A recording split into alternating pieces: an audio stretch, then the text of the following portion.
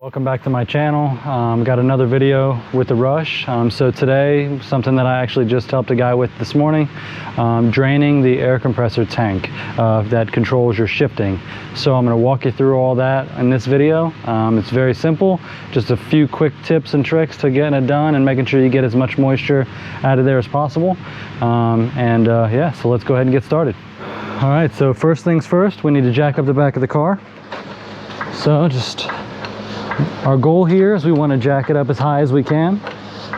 This is going to help make sure that we are using gravity to get as much moisture or water, condensation, whatever you want to call it, outside of the compressor tank.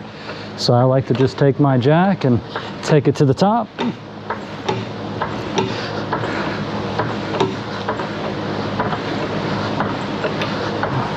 Okay, now that we have the back of the car jacked up, all right, so over here in the driver's side pod is the compressor tank. Now I will tell you that I've already started working on this, so there's a little bit of a story that goes to this. You probably, if you've watched any of my other videos, you've heard me talk about how you don't want to tighten any of the bolts up with anything that's electric or air related, especially these Allens. They'll strip really easy. Well, this was a great example of one that I stripped, and that was the drain plug for this compressor tank. I thought I would be able to just use a pair of vice grips and get it out, and I have a new one on the way. However, I was not so fortunate, and even using easy outs and everything that I could possibly try, the material of this little plug is just too soft. I have no chance. So what I need to do is remove the tank and get it on the bench so that way I can get this thing fixed. So that's what I'm doing here. So I wanted to show you, obviously here is the compressor tank. All right, and so this is what's controlling your air for your shifting, and your compressor is right next to it, okay? And so there is 4 bolts underneath, which I'm going to take the camera down there and show you where they are. I've already actually taken them out. And then obviously you have a sensor right here, which is a 22mm wrench. And so you will just loosen this up and unthread it. Now before you do anything, if God forbid your plug is stripped as well, on the back side of this tank right here is a pressure relief valve. You'll see a little key ring hanging on it. You pull on that valve, that will release the pressure from the tank, okay? And you're going to want to do that before you pull any other plug out, just so you don't have anything pop in your eye, especially like mud or any dirt that you might have down in there, like I do in my case right here. Now secondly, you have these lines right here. So what you do here is you just need to push in on this little collar, okay, and then the hose will pull out, okay? And then same on the back side, you just push in on that little collar. There's a bigger line coming off the back, which is heading to the shifter. Same deal, you'll just push in on that little black ring, and these hoses just pull right out. When you go to put them in, you just simply make sure it's nice and clean, the hose, and then you'll just push it in, and it won't pull out. These things are just a one-way, okay? And then obviously, like I said, this is just a pressure sensor, and so I need to make sure I clean all the mud and everything off of it before I put it back together. But now at this point, with the 4 bolts removed, it will come out. This is that pressure relief I was telling you about. And now you might have just seen some water pour out of the bottom of that.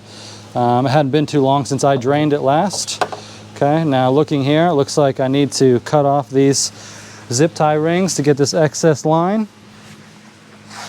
All right, so I'm just going to carefully cut these zip ties so that way I can leave all the wire, the sensor, all of that in the car, and now I can remove the tank. Now to show you,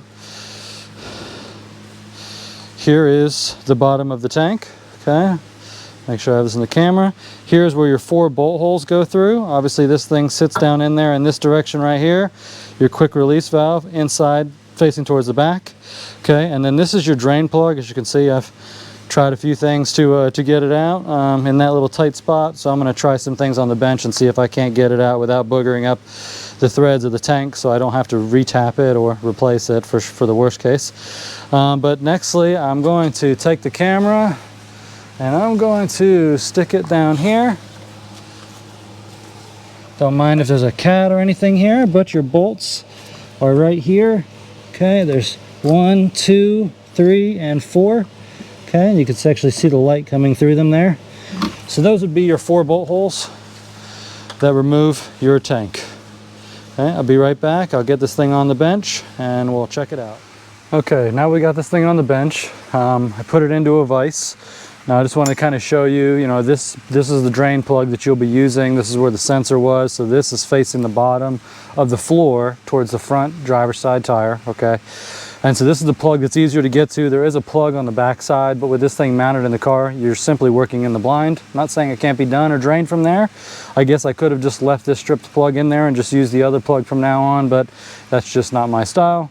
So, however, I wanted to get this plug out no matter what happened. And so I just want to show you, if you've never used an easy out before,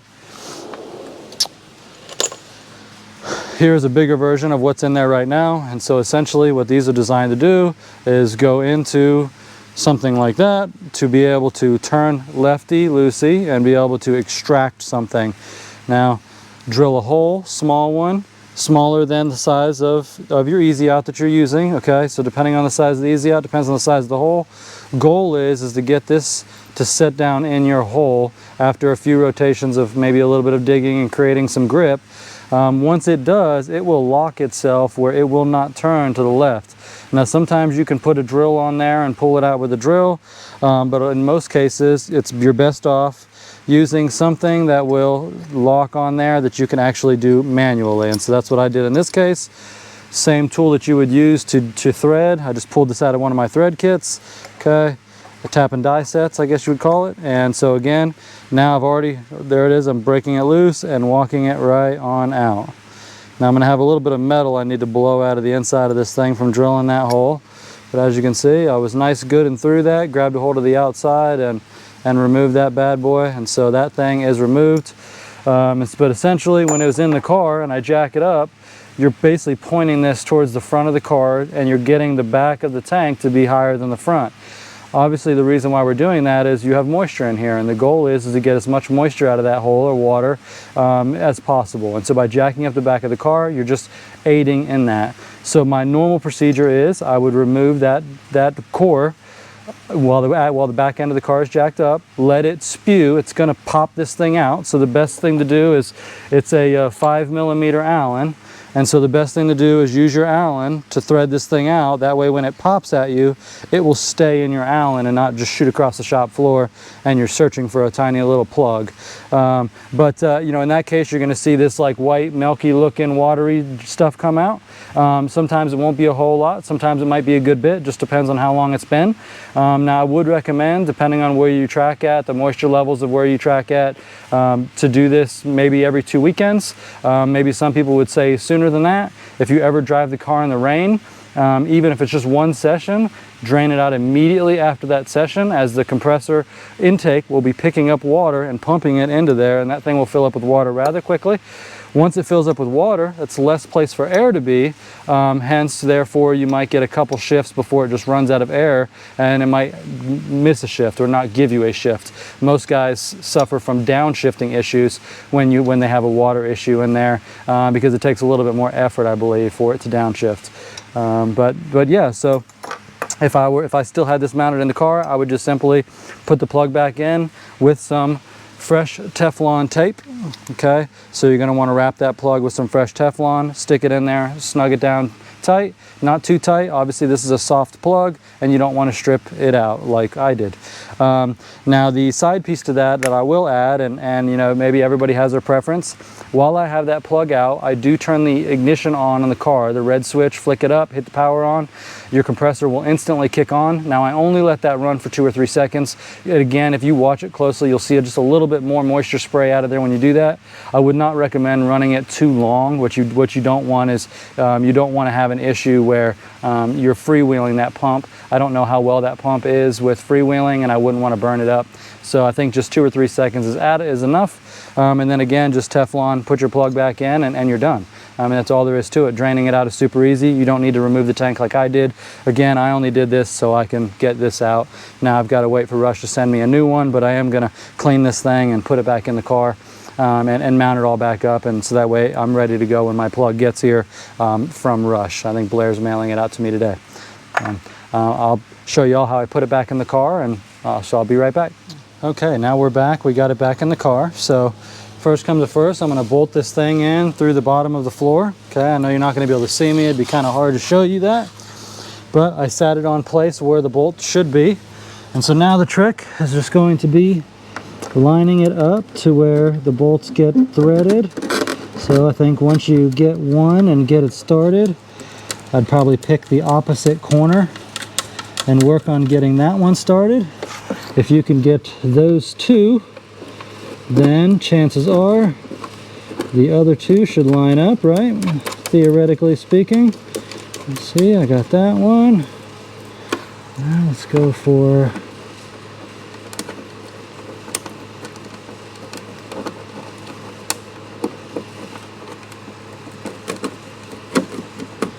and there might still be a little bit of minute play here to get the next one lined up. Okay, I'm 3 out of 4.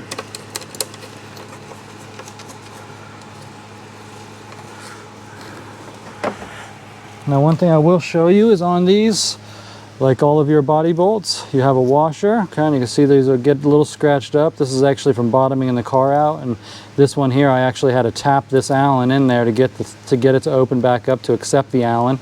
So I think worst case scenario you may end up having to cut these off, and but I was fortunate enough not to have to do that. So let me see if I can get this last one started. Oh yeah, there we go. Last one started. I'm gonna just tighten that one down. These things should be relatively tight. You don't want these bolts backing out on you and losing one. Now that I've seen that they get messed up, there's several of them down here. Your compressor, everything is held by bolts going through the floor. Everything that's mounted that look just like this. Now that I see that I've got some that are marked up from, maybe some off-road excursions or bailing yourself out on a curb, I think I'm going to order me some spares so that way when I take it off next time, I hopefully won't have to go through this issue. Now I am going to next plug in those rubber lines that I showed you how to remove. So let me make sure we can still see here. So then we're going to have to put some fresh Teflon tape on this bad boy right here. So first order of business is going to be to just sit here and try to find your end. And now I have not touched this. This is all new from when I got it from Rush. I have not removed this sensor. Fortunately, it's been working good and it looks cleaned out.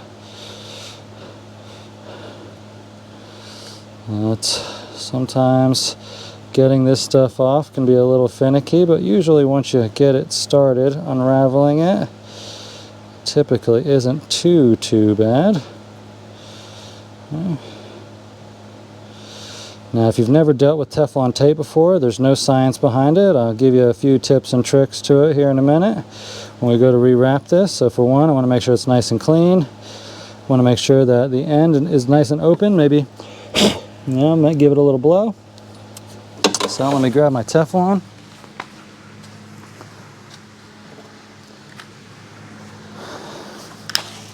Okay.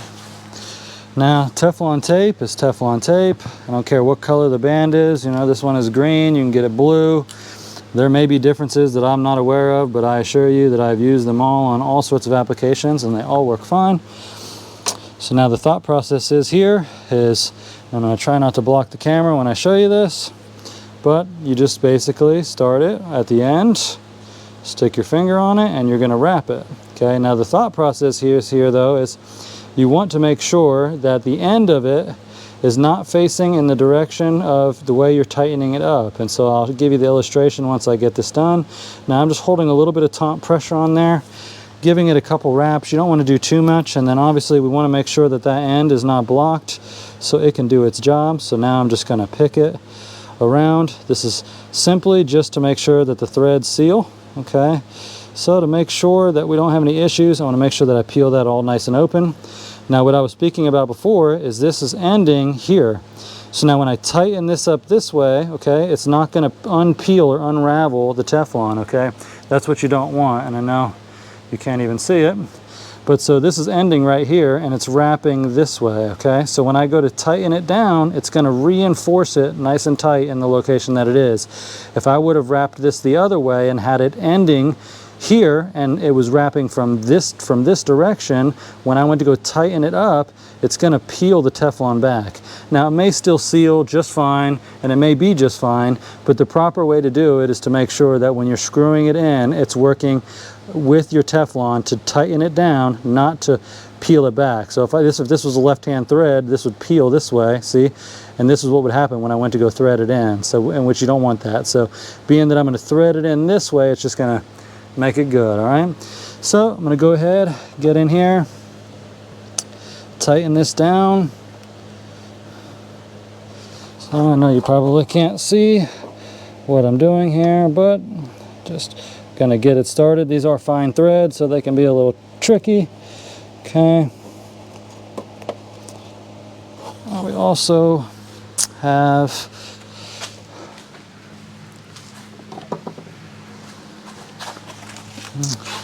now we will have to get some more new zip ties.